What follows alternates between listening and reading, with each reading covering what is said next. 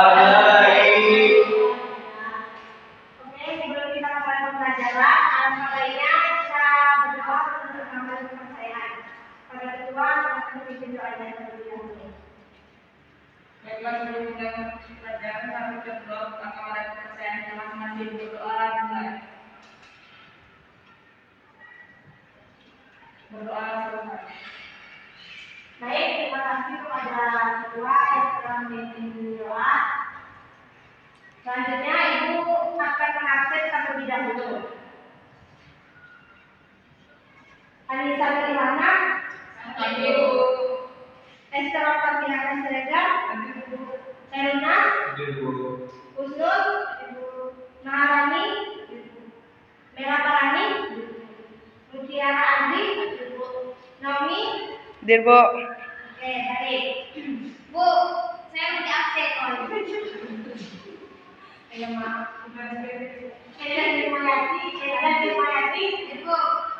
Baik, semuanya udah diabsen kan? Ya, Bu. Nah, baiklah, di sini Ibu akan menjelaskan tentang pengertian novel dan analisis isi kebahasan novel. Pengertian novel. Novel adalah merupakan karya prose fiksi yang panjang, mengandung rangkaian cerita kehidupan seseorang dengan orang-orang di sekelilingnya dengan mengembangkan watak dan sifat setiap pelaku. Di sini ada juga mengatakan bahwa pengertian novel adalah suatu karangan yang berbentuk prosa yang di dalamnya terdapat unsur intrinsik dan unsur ekstrinsik, tidak seperti cerpen atau cerita pendek. Isi cerita sebuah novel jauh lebih panjang dan kompleks, serta terdapat pesan tersembunyi yang ingin disampaikan kepada pembacanya.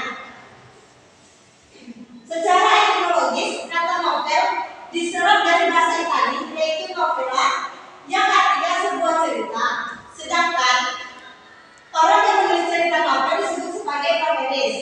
Materi selanjutnya yaitu, nah di sini siapa yang bisa membacakan? Ya, Esther, silakan. Menurut Kamus Besar Bahasa Indonesia (KBBI), novel adalah karangan prosa yang panjang menggabungkan rangkaian cerita kehidupan seseorang dengan orang di sekelilingnya dan menonjolkan watak dan sifat pelaku. Nah, apa yang disampaikan Esther itu betul ya, Nana? Yaitu novel adalah karangan prosa yang panjang mengandung rangkaian cerita kehidupan seseorang dengan orang di sekelilingnya dengan menunjukkan watak dan sifat pelaku. Di sini ada juga pengertian untuk para ahli. Enak, coba tolong bacakan. Pengertian novel menurut para ahli, pertama itu ada novel adalah sebuah bentuk karya sastra yang di dalamnya memiliki nilai-nilai sosial, budaya, moral, dan pendidikan. Ya, terima kasih kepada Ella. Selanjutnya yaitu menurut para ahli Paulus Mukan SPD. Novel adalah suatu karya sastra yang berbentuk prosa serta di dalamnya memiliki unsur-unsur intrinsik. Selanjutnya, coba tolong bacakan kalimat ini. Yang selanjutnya itu menurut BLS Rostamaji. Novel adalah suatu bentuk karya sastra yang memiliki dua unsur, yaitu unsur intrinsik dan unsur ekstrinsik, di mana kedua unsur tersebut saling berkaitan dan saling mempengaruhi dalam suatu karya sastra. Nah, apa yang disampaikan Ella itu betul ya. Selanjutnya, coba tolong bacakan Afwan. Baik, menurut Dr. Andus Jakob Sumarjo, novel adalah sebuah bentuk karya sastra yang begitu populer di dunia. Bentuk sastra novel merupakan yang paling banyak dicetak dan beredar sebab daya komunitasnya yang luas pada masyarakat.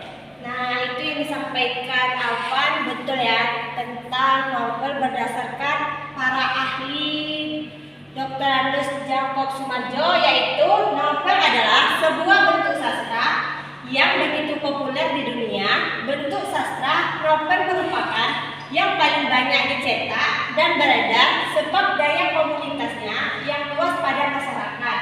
Selanjutnya yaitu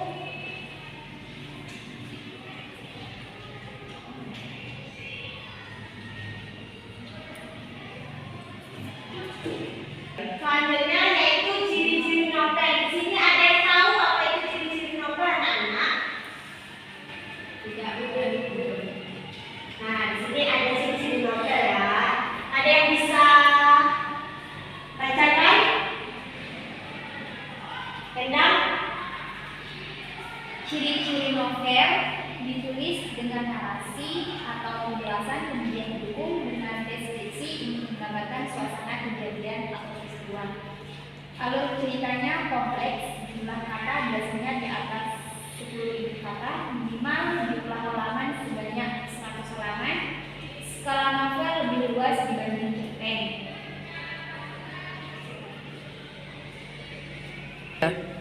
Sifat dari novel adalah realistis karena pengarang yang lebih tahu dengan situasi yang digambarkan pada novel. Nah, itu adalah ciri-ciri novel. Nah, itu tadi adalah ciri-ciri novel ya. Apakah kita sudah paham ya? Sudah, Bu. Nah, materi selanjutnya yaitu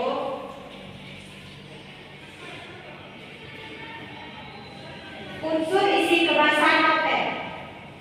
Yaitu analisis unsur kebahasaan novel akan membahas tentang gaya bahasa atau majas dan citraan.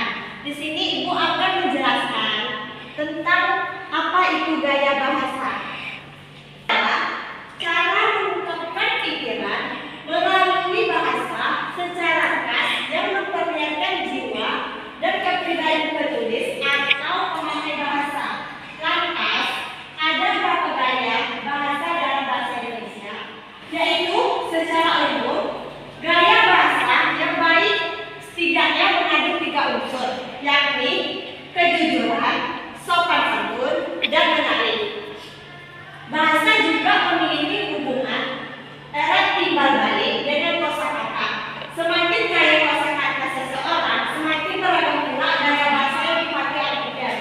Nah, di sini Ibu akan mengulang kembali ada berapa 3 unsur dalam gaya bahasa. Siapa yang tahu? Ya, Bu. Ya, jelas banget. Kejujuran, sopan santun, dan menarik. Nah, ya betul. Apa yang disampaikan Ella itu ada 3 unsur ya: kejujuran, sopan santun, dan menarik. Apakah kalian sudah paham? Nah, di sini gaya bahasa juga memiliki hubungan erat timbal balik dengan kosakata. Semakin kaya kosakata seseorang, semakin beragam pula gaya bahasa yang dipakai. Gaya bahasa juga dikerap disebut dengan istilah majas. Gaya bahasa dibagi menjadi 4 kelompok, yaitu perbandingan, pertentangan, pertautan, dan penegasan. Husnul, coba tolong bacakan macam-macam gaya bahasa. Macam-macam gaya bahasa. Gaya bahasa perbandingan, satu asosiasi atau perumpamaan. Membandingkan dua hal yang hakikatnya lain dan sengaja dianggap sama.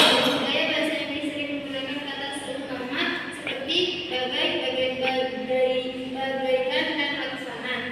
Contoh, bukannya pucat bagai bulan kesiangan, atau artinya bulan yang masih tampak ketika matahari sudah terbit. Warna kuning pucat menimbulkan asosiasi terhadap apa yang dilukiskan. Bagaikan mencari jarum dalam tumpukan jerami, semangatnya keras bagai baja. Nah, itu adalah contoh mukanya pucat bagai bulan kesiangan. Artinya bulan yang masih tampak ketika matahari sudah terbit. Warna kuning pucat menimbulkan asosiasi terhadap apa yang dilukiskan. Bagaikan mencari jarum dalam tumpukan jeram, semangatnya keras bagai baja. Yang kedua yaitu metafora. Gaya bahasa yang digunakannya untuk membandingkan perbandingan baik secara fisik, sifat, beda maupun ID. Contohnya, dia anak-anak emas oleh majikannya. Gelombang demokrasi melanda pemerintahan Orde Baru. Perpustakaan adalah gudang ilmu. Selanjutnya yaitu citraan. Coba Esther tolong bacaan apa itu citraan. Citraan merupakan bentuk bahasa yang digunakan oleh pengarang untuk membangun komunikasi atau menyampaikan maksud dalam suatu cerita pada para pembaca melalui pengalaman indera manusia sehingga dapat memberikan suasana dalam cerita tersebut. Nah itu tadi adalah citraan ya. Jenis citraan tersebut meliputi ada 6 citraan.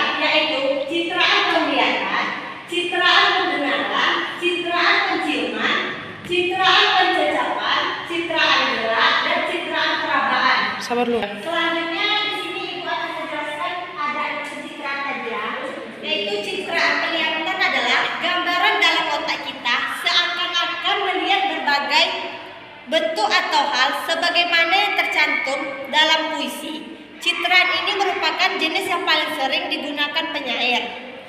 Terus menurut Nurdiantoro tahun 2014 halaman 281, citraan pendengaran adalah pengkonkretan objek bunyi yang didengar oleh telinga.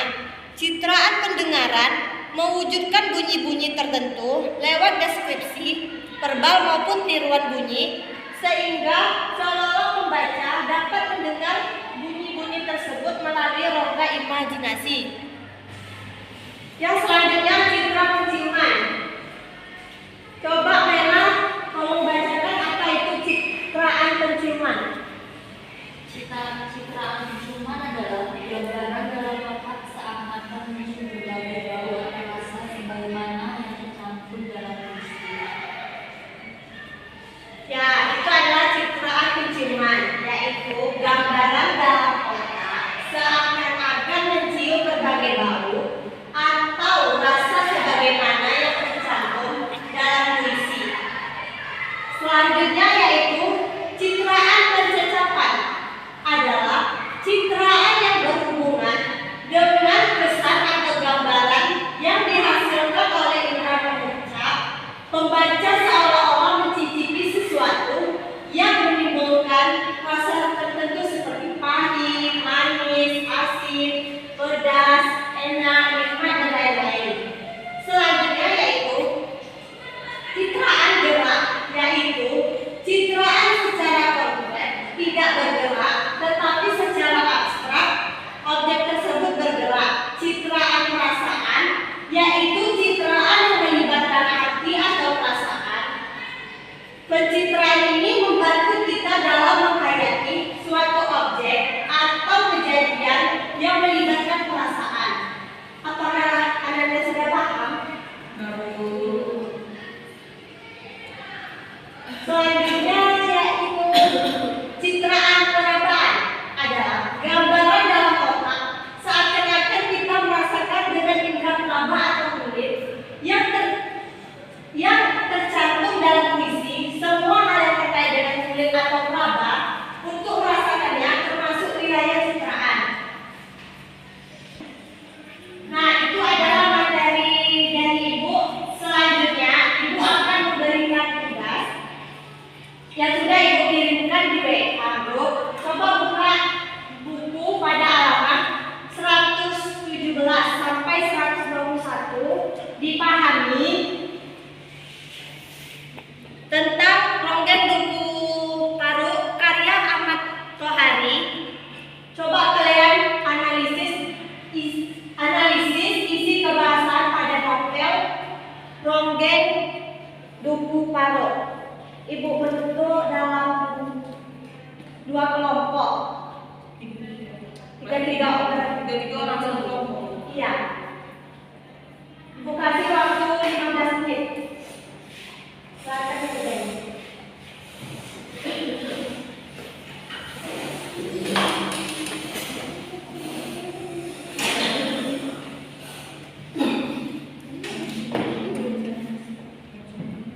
Nanti setelah itu Ibu akan tunjuk untuk maju ke depan untuk membacakan hasil diskusi.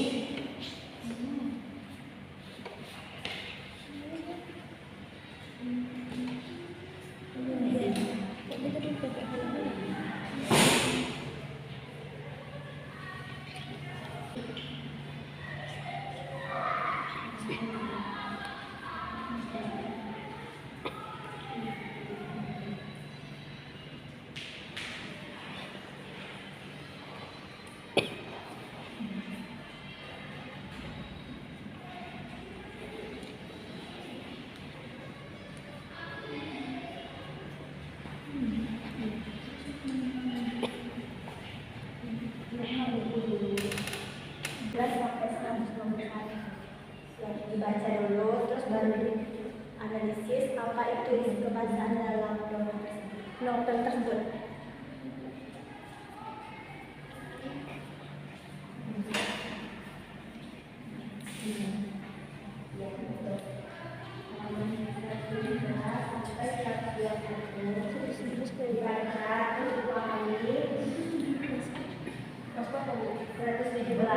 Sampai 121 dibaca, dipahami, terus baru dianalisis isi kebahasan tersebut. Paham?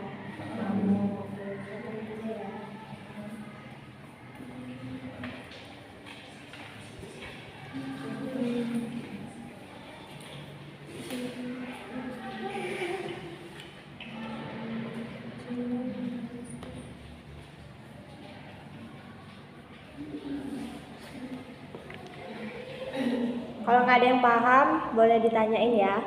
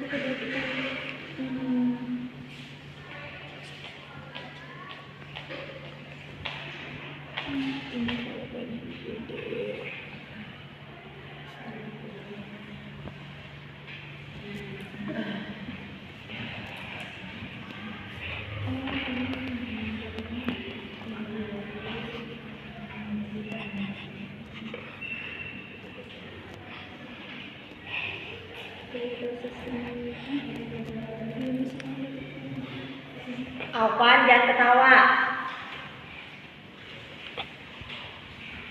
Kerjain.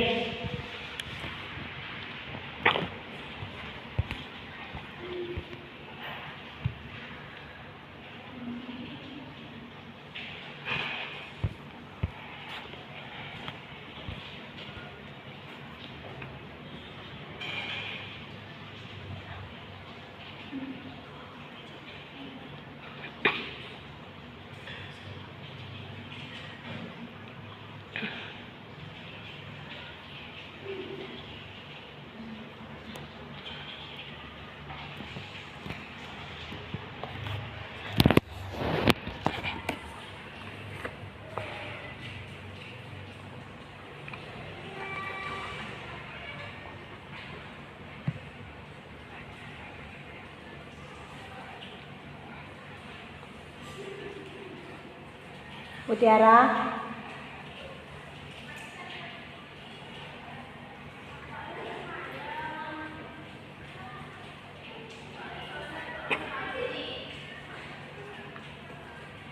Kerjain dengan betul ya.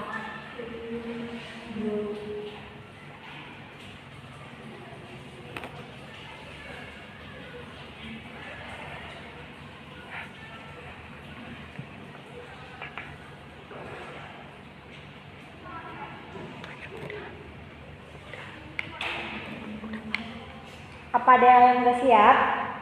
Kalau udah.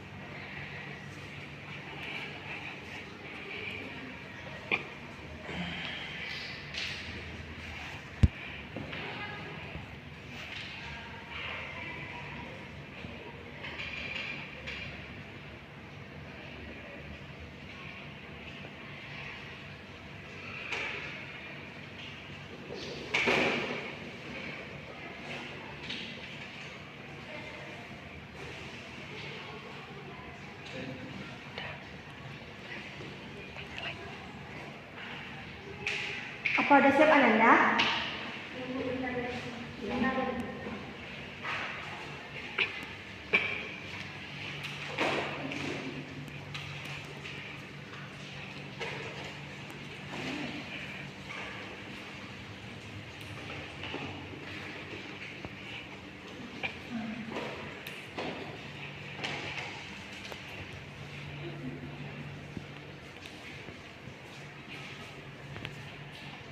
Bu, Ya. Udah siap? Baiklah, Ibu akan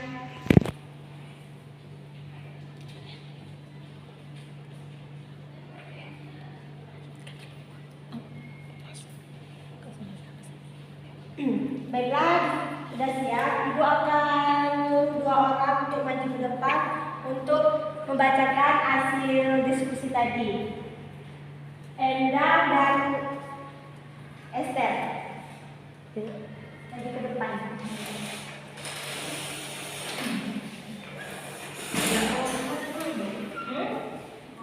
Oh ya udah, yang nomor satu dulu.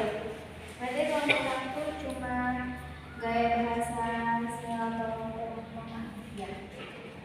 Unsur bahasa novel Ronggeng Bungkuh Paru.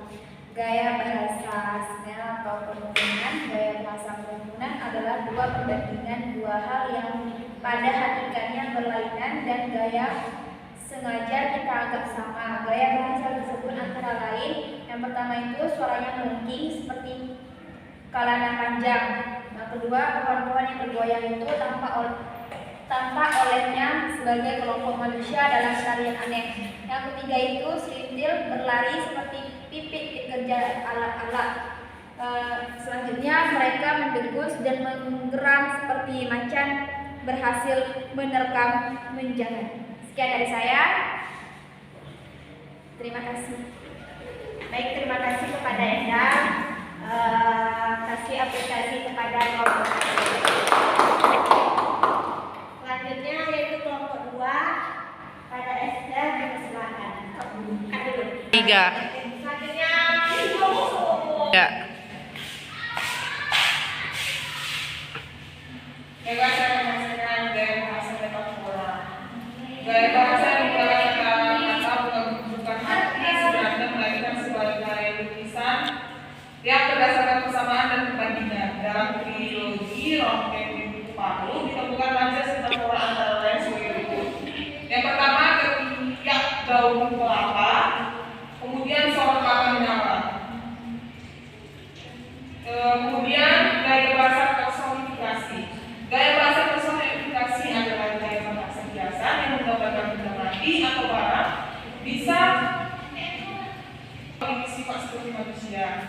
Contoh majas tersebut dalam novel Ronggeng Bungkuh Paru antara lain sebagai berikut. Yang pertama, ketika angin tenggara menyampur karung bunga kopi yang selalu mekar di musim kemarau. Kemudian dalam kerimbunan daun-daunnya yang sedang dipagelarkan harmoni alam. Kemudian gaya bahasa majas personifikasi. Gaya bahasa personifikasi atau pembendaan adalah pembendaan manusia atau insan. Dapat dikatakan bahwa depersonifikasi adalah gaya bahasa yang menggambarkan manusia menjadi atau memiliki sifat-sifat benda mati atau benda lain yang bukan manusia.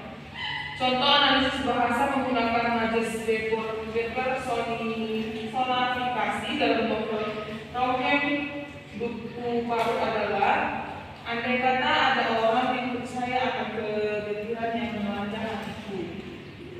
Sekian dan baik, terima kasih kepada kelompok 2. Kasih apresiasi kepada kelompok 2. Selanjutnya itulah materi yang bisa Ibu sampaikan. Sebelum Ibu menutup pembelajaran pada hari ini, Ibu speaking dulu. Untuk Ananda silakan berdiri dulu.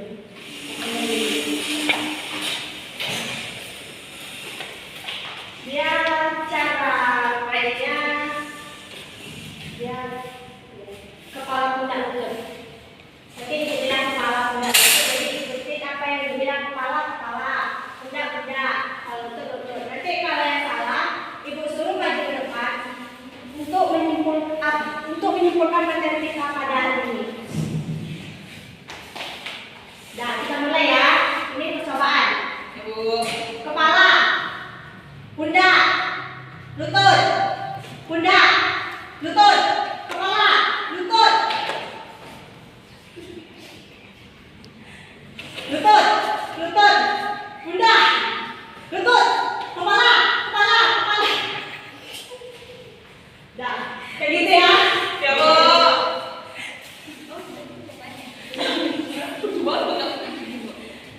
Nah, kita mulai ya. Salah detik yang keempat. Dah, siap. Satu, dua, tiga. Kepala, pundak, pundak. Nah, kepala. Lutut, lutut, pandang. Hah? Aku tahu paling tidak ya. Nanti kepala. Oke. Kepala, pundak, pundak, lutut, kepala. Lutut, lutut. Pundak, lutut, lutut. Pundak, pundak. Kepala. Dah. Ibunya yang Nah. Capek kan? Jadi semangat. Aduh. Nah, baiklah. Di sini Ibu meminta satu orang untuk menyimpulkan materi hari ini. Kepada teman.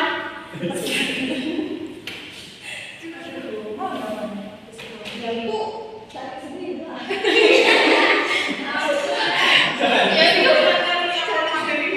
Ya materi semua tadi. Kalian tuh dengerin ya. Kesimpulannya. Mantap. Ya kesimpulan. Yang apa pahamilah tentang materi yang kita sampaikan. Coba tolong gitu. Diulas kembali lagi. Biar semua teman-temannya paham.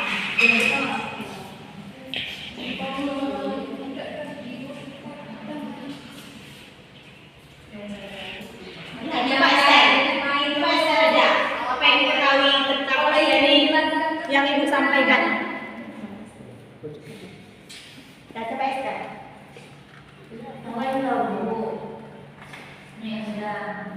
Nah, sudah. Enggak. Jadi Ibu jelaskan tadi nggak? ada yang itu ya tentang pelajaran Ibu ya, Bu? Iya, tentang pelajaran itu. Saya tahu gaya bahasa.